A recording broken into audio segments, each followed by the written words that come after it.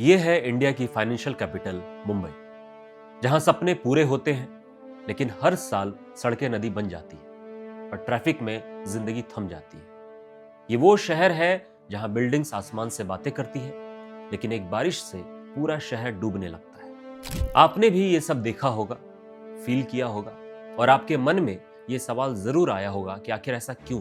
तो आज इसी क्यों का जवाब ढूंढते हैं। आज बात करेंगे बीएमसी की। बीएमसी मतलब बृहन मुंबई म्युनिसिपल कॉरपोरेशन। क्यों बात करेंगे? क्योंकि ये सिर्फ नाम का म्युनिसिपल कॉरपोरेशन नहीं है, ये एक ऐसी तिजोरी है, एक ऐसी पावर है जिसके आगे इंडिया के कई पूरे के पूरे स्टेट्स फेल है। आपको एक नंबर बताता हूं। बीएमसी का साल 2025-26 का बजट लगभग 74,400 करोड़ रुपए है। ये इतना पैसा है कि आप इंडिया के छोटे छोटे राज्यों के बजट इसके सामने रखेंगे तो वो बच्चे लगेंगे। मिजोरम का पूरा बजट ले लीजिए, उससे लगभग 5 गुना बड़ा बीएमसी का बजट है। सिक्किम से भी करीब 5 गुना, गोवा से लगभग 3 गुना और तो और हिमाचल प्रदेश जैसे बड़े स्टेट से भी काफी ज्यादा पैसा सिर्फ एक शहर को चलाने वाली बीएमसी के पास है। इसीलिए बीएमसी को अक्सर इंडिया की सबसे रिच और कई बार तो एशिया की सबसे रिच म्युनिसिपल कॉरपोरेशन भी कहा जाता है। लेकिन फिर वही सवाल, अगर बीएमसी इतनी रिच है तो मुंबई की सड़कों पर गड्ढे क्यों हैं? बारिश में पानी क्यों भरता है? पब्लिक सर्विसेज की हालत ऐसी क्यों है? और सबसे बड़ा सवाल, इतना पैसा जाता कहां? अब बीएमसी के इलेक्शन जब भी होंगे, इस तिजोरी पर कब्जा करने के लिए ऐसी ऐसी पॉलिटिकल अलायंस बन रही है जहां आप सोचते थे कि ये पार्टी कभी साथ नहीं आएगी, वहां भी जुगलबंदी दिख रही है। कहीं पुराने दुश्मन मिलकर तीसरे को रोकने की कोशिश कर रहे हैं। आज हम पर्दा उठाएंगे बीएमसी की इस विशाल तिजोरी से। हम समझेंगे कि बीएमसी है क्या, इसके पास इतना पैसा कहां से आता है, ये पैसा जाता कहां है और इस पर राज करने के लिए इतनी बड़ी पॉलिटिक्स क्यों होती है। हम अक्सर म्युनिसिपल कॉरपोरेशन या नगर निगम वर्ड सुनते हैं और हमारे दिमाग में एक इमेज बनती है, कचरा उठाने वाली गाड़ी, टूटी हुई सड़कें और पानी के बिल। टेक्निकली ये गलत नहीं है, लेकिन बीएमसी के मामले में ये इमेज पूरी कहानी का सिर्फ एक छोटा सा हिस्सा है। बीएमसी यानी बृहन मुंबई म्युनिसिपल कॉरपोरेशन 1888 में ब्रिटिश राज के टाइम बनी थी। इसका काम था उस वक्त के बॉम्बे शहर का सिविक इंफ्रास्ट्रक्चर और एडमिनिस्ट्रेशन संभालना। आज 135 साल से ज्यादा पुरानी ये बॉडी दुनिया के सबसे बड़े शहरों में से एक मुंबई को चलाती है।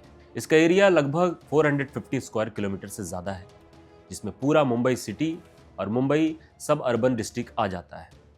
इस बड़े एरिया को आसानी से मैनेज करने के लिए बीएमसी को 24 अलग अलग एडमिनिस्ट्रेटिव वार्ड्स में बांटा गया है और इन्हीं वार्ड्स से 227 कॉरपोरेटर्स यानी नगर सेवक चुने जाते हैं, जो बीएमसी काउंसिल में अपने अपने इलाके के लोगों की आवाज बनते हैं। लेकिन यहाँ एक ट्विस्ट है, मार्च 2022 से चुने हुए कॉरपोरेटर्स है ही नहीं और बीएमसी को एक स्टेट अपॉइंटमेंट एडमिनिस्ट्रेशन चला रहा है। तो बीएमसी काम क्या करती है? सिंपल वर्ड्स में, आपकी डेली लाइफ का लगभग हर एस्पेक्ट बीएमसी के अंडर आता है। आप जिन सड़कों पर गाड़ी चलाते हैं, जिन फ्लाईओवर्स का यूज करते हैं, कोस्टल रोड जैसे मेगा प्रोजेक्ट्स, ये सब बीएमसी के अंडर आते हैं। आपके घर में जो पानी आता है, उसकी सप्लाई और मैनेजमेंट बीएमसी की जिम्मेदारी है। शहर से हर दिन हजारों टन कचरा उठाना और उसे प्रोसेस करना, शहर के नाले और गटर को साफ करना। बीएमसी अपने हॉस्पिटल्स और हेल्थ सेंटर का एक बड़ा नेटवर्क चलाती है। केम, सियोन, नायर जैसे बड़े हॉस्पिटल्स जहां लाखों लोग हर साल इलाज के लिए जाते हैं, वो बीएमसी के ही है।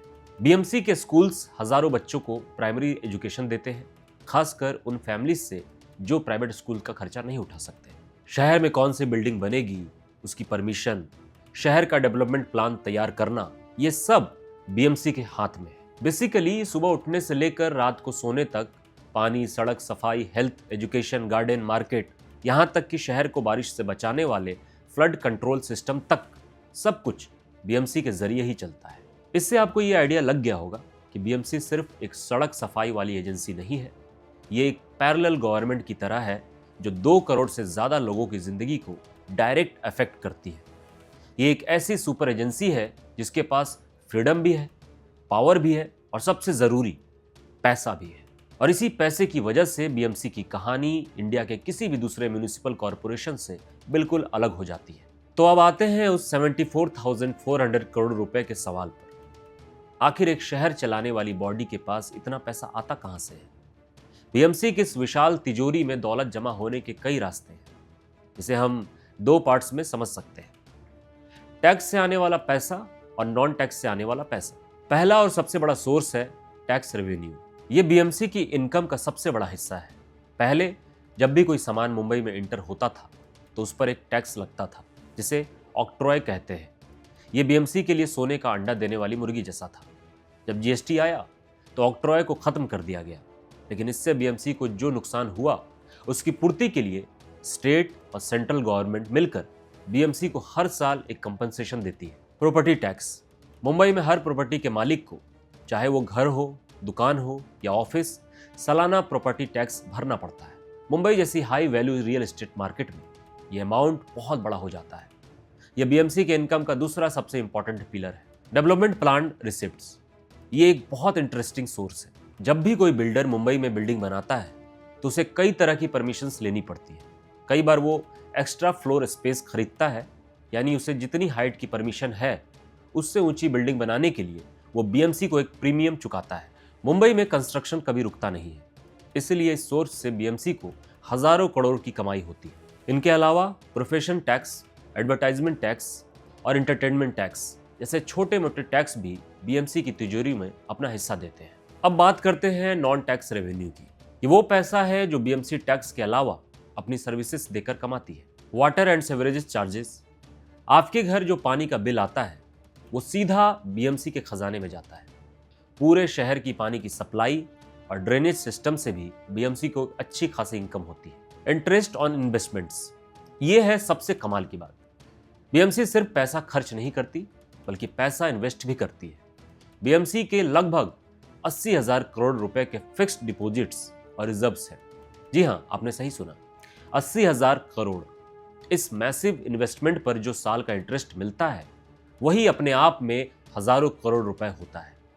यह इंटरेस्ट बीएमसी के इनकम का एक बहुत बड़ा और स्टेबल सोर्स है। इसके अलावा बीएमसी अपनी प्रॉपर्टीज को रेंट पर देकर, बिल्डिंग परमिशन की फीस लेकर और अलग अलग लाइसेंस जारी करके भी पैसा कमाती है। हॉस्पिटल और मेडिकल कॉलेजेस से भी कुछ रेवेन्यू आता है। तो जब आप इन सभी सोर्सेज को जोड़ते हैं, GST compensation, property tax, builder से मिलने वाला प्रीमियम, पानी का बिल और अपने ही जमा किए हुए पैसे पर इंटरेस्ट, तब जाकर ये 74,400 करोड़ का मैजिक फिगर बनता है। यह स्ट्रक्चर इतना अजीब है कि बीएमसी स्टेट गवर्नमेंट से पैसा मांगने के बजाय कई मामलों में अपने ही दम पर खड़ी है। उसकी फाइनेंशियली ऑटोनॉमी बहुत ज्यादा है और यही फाइनेंशियल ऑटोनॉमी इसे इतनी पावरफुल बनाती है। तो तिजोरी में पैसा कैसे आता है ये तो हमने समझ लिया, लेकिन अब उससे भी जरूरी सवाल, ये पैसा जाता कहाँ है? अगर इतना पैसा है तो वो दिखता क्यों नहीं है? इसके लिए हमें बीएमसी के बजट यानी उसके खर्चों की किताब को खोलना होगा। बीएमसी का खर्चा रफली दो पार्ट्स में बांटा जाता है, रेवेन्यू एक्सपेंडिचर और कैपिटल एक्सपेंडिचर। ये दो वर्ड्स थोड़े टेक्निकल लग सकते हैं, लेकिन इनका मतलब बहुत आसान है और इन्हें समझना ही पूरे खेल को समझने की है। पहला है रेवेन्यू एक्सपेंडिचर। इसे आप कंपनी चलाने का डेली का खर्चा समझ सकते हैं। इसमें वो सब चीजें आती हैं जिनसे कोई नया एसेट यानी कोई नई प्रॉपर्टी नहीं बनती। बीएमसी एक बहुत बड़ी एम्प्लॉयर है। सफाई कर्मचारी, क्लर्क, इंजीनियर, डॉक्टर, टीचर, इन सब की सैलरी और रिटायर्ड एम्प्लॉयज की पेंशन इस खर्चे का सबसे बड़ा हिस्सा होती है। बीएमसी के ऑफिसेस, उनका मेंटेनेंस, बिजली का बिल और दूसरे एडमिनिस्ट्रेटिव खर्चे भी इसमें शामिल होते हैं। सड़कों की ऐसी तैसी मरम्मत करना, नालों की आधी अधूरी सफाई, पानी के पाइपलाइंस को अचानक ठीक करना, ये सब O&M में आता है। यह शहर को बस चलाते रहने का खर्चा है, उसे बेहतर बनाने का नहीं। साल 2025-26 के बजट में रेवेन्यू एक्सपेंडिचर लगभग 31,000 करोड़ रुपए रखा गया है। ये वो पैसा है जो सिस्टम को जिंदा रखने के लिए जरूरी है। अब आते हैं दूसरे और सबसे इंपॉर्टेंट हिस्से पर, कैपिटल एक्सपेंडिचर। ये वो पैसा है जो शहर में कुछ नया बनाने, उसकी क्वालिटी सुधारने और फ्यूचर के लिए इन्वेस्ट करने पर खर्च होता है। जब आप सुनते हैं कि कोई नया फ्लाईओवर बन रहा है, नया हॉस्पिटल बन रहा है या कोस्टल रोड जैसा मेगा प्रोजेक्ट चल रहा है, तो उसका पैसा कैपिटल एक्सपेंडिचर से आता है। साल 2025-26 के बजट में कैपिटल एक्सपेंडिचर के लिए लगभग 26,000 करोड़ रुपए रखे गए हैं। ये एक अच्छी बात है कि नए इंफ्रास्ट्रक्चर बनाने पर काफी जोर है। इस कैपिटल एक्सपेंडिचर में से पैसा कहाँ जाता है? बड़े infrastructure projects, coastal road, Goregaon Mulund link road और नए ब्रिजेस पर हजारों करोड़ रुपए खर्च होते हैं। Roads and storm water drains, शहर की सड़कों को कंक्रीट का बनाना और बारिश के पानी को निकालने के लिए नए नाले बनाना। सीवरेजेस ट्रीटमेंट प्लांट्स, शहर के गंदे पानी को साफ करके समुद्र में छोड़ने के लिए बड़े बड़े प्लांट्स लगाना।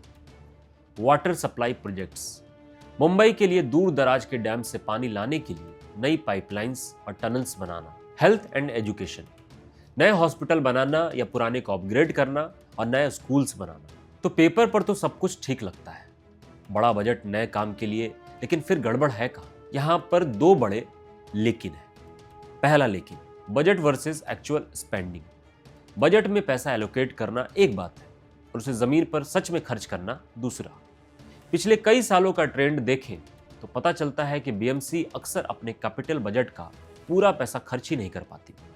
काम या तो धीरे चलता है या प्लानिंग में ही इतना टाइम लग जाता है कि फाइनेंशियल ईयर खत्म हो जाता है और पैसा आगे बढ़ा दिया जाता है। Comptroller and auditor general CAG की रिपोर्ट्स ने भी कई बार बीएमसी के कामकाज में लापरवाही और बिना टेंडर के काम देने जैसे इश्यूज उठाए हैं। दूसरा और सबसे बड़ा लेकिन, centralise versus ward level spending. हाल ही में आई प्रजा फाउंडेशन की एक स्टडी के मुताबिक बीएमसी के टोटल बजट का सिर्फ एक छोटा सा हिस्सा, लगभग 11% ही 24 वार्ड्स को सीधे उनके लोकल काम के लिए मिलता है। पिछले कुछ सालों में यह हिस्सा और भी कम हुआ है। इसका मतलब है कि ज्यादातर पैसे बड़े सेंट्रलाइज प्रोजेक्ट्स पर खर्च हो रहा है और आपके मोहल्ले की टूटी हुई सड़क, खराब फुटपाथ या बंद लाइट जैसे छोटे लेकिन जरूरी कामों के लिए पैसा कम पड़ रहा है। इससे एक अजीब सिचुएशन पैदा होती है। एक तरफ हजारों करोड़ के कोस्टल रोड जैसे प्रोजेक्ट चल रहे हैं और दूसरी तरफ आपको अपने वार्ड कॉरपोरेटर से एक छोटा सा काम करवाने के लिए भी चक्कर काटने पड़ते थे। पैसा है लेकिन उसका डिस्ट्रीब्यूशन और उसे यूज इस तरह से होता है कि आम आदमी तक उसका फायदा पूरी तरह नहीं पहुंच पाता। और यहीं से शुरू होती है असली पॉलिटिक्स। पैसा, पावर और पॉलिटिक्स, ये तीनों हमेशा साथ चलते हैं और जब बात बीएमसी की हो तो ये कनेक्शन और भी गहरा हो जाता है। बीएमसी के इलेक्शन सिर्फ सड़क, नाली, कचरे के इलेक्शन नहीं है। ये मुंबई पर और उसके जरिए महाराष्ट्र की पॉलिटिक्स पर कब्जा करने की एक चेस गेम है। तो आखिर क्यों हर पॉलिटिकल पार्टी, चाहे वो नेशनल हो या रीजनल, बीएमसी को जीतना चाहती है? इसके 3 मेन कारण हैं। पहला कारण, द मनी। सीधी सी बात है, 74,400 करोड़ रुपए का बजट जिस पार्टी का बीएमसी पर कंट्रोल होता है, उसका इस विशाल खजाने पर इनडायरेक्ट कंट्रोल होता है। बजट का पैसा कहां खर्च होगा, कौन से प्रोजेक्ट्स को प्रायोरिटी मिलेगी और सबसे इंपॉर्टेंट, इन प्रोजेक्ट्स के कॉन्ट्रैक्ट किसको मिलेंगे, ये सब डिसीजन लेने की ताकत रूलिंग पार्टी के पास आ जाती है। ये कॉन्ट्रैक्ट्स हजारों, लाखों, करोड़ों के होते हैं। ये एक पूरा रिवॉर्ड इकोनॉमिक बन जाता है जिसके जरिए पार्टी अपने नेटवर्क, अपने सपोर्टर्स और अपने फाइनेंसेस को मजबूत करती है। कंट्रोल ओवर बीएमसी पार्टी के लिए एक एटीएम मशीन की तरह काम कर सकता है। दूसरा कारण, the network and the narrative. Mumbai में 227 कॉरपोरेटर्स के वार्ड हैं। ये कॉरपोरेटर्स अपने अपने वार्ड में पार्टी का चेहरा होते हैं। उनका एक लोकल नेटवर्क होता है। वो लोगों के छोटे मोटे काम करवाते हैं और पार्टी की जमीन पर पकड़ बनाए रखते हैं। जिस पार्टी के सबसे ज्यादा कॉरपोरेटर्स होते हैं उसका पूरे मुंबई में एक मजबूत ग्रासरूट्स नेटवर्क तैयार हो जाता है। यह नेटवर्क सिर्फ बीएमसी इलेक्शन में नहीं बल्कि विधानसभा और लोकसभा इलेक्शन में भी वोट ज्यादा लाने में मदद करता है। इसके साथ ही बीएमसी पर कंट्रोल होने से पार्टी को एक नैरेटिव सेट करने का मौका मिलता है। वो शहर में बड़े बड़े प्रोजेक्ट्स शुरू करके हम काम कर रहे हैं का मैसेज दे सकती है। मुंबई इंडिया की फाइनेंशियल कैपिटल है, जहां जो होता है उसे पूरा देश देखता है। बीएमसी में काम करके मीडिया में विजिबिलिटी मिलती है, जो पार्टी की इमेज बिल्डिंग के लिए बहुत जरूरी है। तीसरा कारण, the history and the Prestige. खास शिवसेना के लिए बीएमसी सिर्फ एक म्यूनिसिपल कॉरपोरेशन नहीं बल्कि उसकी आइडेंटिटी और उसके वजूद का सिंबल है। 1985 से लगभग 30 साल तक शिवसेना ने लगातार बीएमसी पर राज किया है। इस कंट्रोल ने ही शिवसेना को मुंबई में एक ऐसी ताकत बनाया जिसे कोई हिला नहीं सका। मराठी मानूस के मुद्दे पर शुरू हुई पार्टी ने बीएमसी के जरिए अपने सोशल और पॉलिटिकल बेस को मजबूत किया। इसलिए शिवसेना के लिए बीएमसी जितना प्रेस्टीज है। अपनी इज्जत की और मुंबई पर अपने दावों को बरकरार रखने की लड़ाई है। लेकिन अब सीन बदल चुका है। पिछले कुछ सालों में बीजेपी ने बीएमसी में अपनी ताकत बहुत तेजी से बढ़ाई है। 2017 के इलेक्शंस में बीजेपी सिर्फ 2 सीट से शिवसेना से पीछे रह गई थी। अब बीजेपी, जो पहले शिवसेना की छोटा भाई मानी जाती थी, अब बड़ा भाई बनकर मुंबई पर अपना कब्जा चाहती है। और इस लड़ाई को और भी कॉम्प्लेक्स बना दिया है शिवसेना और एनसीपी में हुई टूट ने। अब एक तरफ एकनाथ शिंदे की शिवसेना है जो बीजेपी के साथ है, और दूसरी तरफ उद्धव ठाकरे की शिवसेना यूबीटी है। दोनों ही असली शिवसेना होने का दावा करते हैं, और बीएमसी का चुनाव उनके लिए एक लिटमस टेस्ट हो सकता है। जिसके पास बीएमसी, शायद उसी के पास बाला साहेब ठाकरे की लीगेसी का दावा मजबूत होगा। इसी तरह एनसीपी के भी 2 ग्रुप हैं, और कांग्रेस भी अपनी खोई हुई जमीन वापस पाने की कोशिश कर रही है। इसलिए अब बीएमसी का मैदान एक मल्टी कॉर्नर्ड बैटलफील्ड बन गया है, जहां हर कोई हर किसी से लड़ रहा है। जब दांव पर इतना बड़ा खजाना और इतनी पावर लगी हो, तो पॉलिटिक्स में विचारधारा यानी आइडियोलॉजी अक्सर पीछे छूट जाती है। बीएमसी इलेक्शंस इसका सबसे बड़ा सबूत है। यहाँ आपको ऐसे ऐसे पॉलिटिकल कॉम्बिनेशंस और अलायंस देखने को मिलेंगे कि आपका सिर चकरा जाएगा। जो पार्टियां स्टेट और नेशनल लेवल पर एक दूसरे की खून की प्यासी होती है, वो बीएमसी में एक दूसरे के साथ हाथ मिला लेती है। इस फिनोमेना को समझने के लिए हमें 2 लेवल्स पर देखना होगा, स्टेट लेवल अलायंस और local level adjustments. State level alliance का खेल आज की डेट में महाराष्ट्र की पॉलिटिक्स 2 बड़े कैंप्स में बटी हुई है। महायुति अलायंस, इसमें बीजेपी सबसे बड़ी पार्टी है, जिसके साथ है चीफ मिनिस्टर एकनाथ शिंदे की शिवसेना और डिप्टी सीएम अजित पवार की एनसीपी का एक ग्रुप। यह अलायंस स्टेट में पावर में है और अब बीएमसी पर भी पूरा कंट्रोल चाहती है। इस अलायंस का मेन मोटिव है उद्धव ठाकरे और शरद पवार के कैंप को हराना और मुंबई में बीजेपी को सबसे बड़ी पार्टी के रूप में एस्टैब्लिश करना। महाविकास अघाड़ी कैंप दूसरी तरफ है उद्धव ठाकरे की शिवसेना, शरद पवार की एनसीपी और कांग्रेस। इनके लिए ये इलेक्शन अपने वजूद की लड़ाई है। खासकर उद्धव ठाकरे के लिए बीएमसी को वापस जीतना यह साबित करने के लिए जरूरी है कि शिवसेना का असली वोट बैंक उनके साथ है। कांग्रेस भी इस अलायंस के जरिए अपनी पोजीशन मजबूत करना चाहती है। लेकिन इससे भी इंटरेस्टिंग है राज ठाकरे की एमएनएस का रोल। पिछले 20 साल से उद्धव ठाकरे के पॉलिटिकल दुश्मन रहे राज ठाकरे अब उनके साथ अलायंस कर चुके हैं। उनका एक साथ आना खासकर मराठी वोट को कंसोलिडेट करने के लिए इस चुनाव का सबसे बड़ा गेम चेंजर साबित हो सकता है। लोकल लेवल एडजस्टमेंट्स, असली खेल यहाँ है। बड़ी पिक्चर तो ये है, लेकिन असली खेल वार्ड लेवल पर होता है। यहाँ पर स्टेट लेवल की दुश्मनी भुला दी जाती है। यहाँ का मैथ बहुत सिंपल होता है, जीतने वाले कैंडिडेट को सपोर्ट करो, चाहे वो किसी भी पार्टी का हो। आपको ऐसे कई वार्ड्स मिलेंगे जहाँ किसी एक पार्टी का कैंडिडेट मजबूत है तो दूसरी पार्टियां उसके खिलाफ एक कमजोर कैंडिडेट उतार देती है ताकि वोट ना कटे। इसे फ्रेंडली फाइट कहा जाता है। कहीं पर बीजेपी और कांग्रेस के लोकल नेता एक साथ मिलकर शिवसेना के कैंडिडेट को हराने की कोशिश करते हैं, क्योंकि उस वार्ड में उनका कॉमन दुश्मन शिवसेना है। कहीं पर एक ही अलायंस की 2 पार्टियां जैसे बीजेपी और शिंदे सेना आपस में ही लड़ रही होती है, क्योंकि दोनों को वो सीट चाहिए। इसका रिजल्ट ये होता है कि आम वोटर के लिए समझना बहुत मुश्किल हो जाता है कि कौन किसके साथ है और कौन किसके खिलाफ। स्टेट में जो नेता एक दूसरे को गालियां दे रहे होते हैं, वही शाम को बंद कमरे में वार्ड लेवल पर सीट शेयरिंग का फॉर्मूला तैयार कर रहे होते हैं। यह सब इसलिए होता है क्योंकि हर पार्टी जानती है कि बीएमसी में मेजोरिटी पाने के लिए 227 में से 114 सीट्स जीतनी है। एक एक सीट कीमती है, इसलिए हर तरह का जोड़ तोड़, हर तरह का समझौता किया जाता है। पावर पाने के लिए आइडियोलॉजी और उसूल सब साइड में रख दिए जाते हैं, और इस पूरी पॉलिटिकल खिचड़ी के बीच में वो आदमी पिस जाता है जिसके लिए सारी सिस्टम बनाई गई थी। मुंबई का आम सिटीजन। हमने बजट की बात की, हमने पॉलिटिक्स की बात की, लेकिन इन सब का आम मुंबईकर की जिंदगी पर क्या असर पड़ता है? एक तरफ 80,000 करोड़ के रिजर्व्स, दूसरी तरफ टूटी सड़कें, एक तरफ देश की सबसे रिच कॉरपोरेशन, दूसरी तरफ हर साल बारिश में डूबती मुंबई। ये इतना बड़ा पैराडॉक्स क्यों है? इसका जवाब बीएमसी की तिजोरी और उस पर कब्जे की लड़ाई के बीच फंसी हुई गवर्नेंस में छिपा है। जब स्टेट गवर्नमेंट और बीएमसी में अलग अलग पार्टियों की सरकार होती है तो इसका सीधा असर बड़े प्रोजेक्ट्स पर पड़ता है।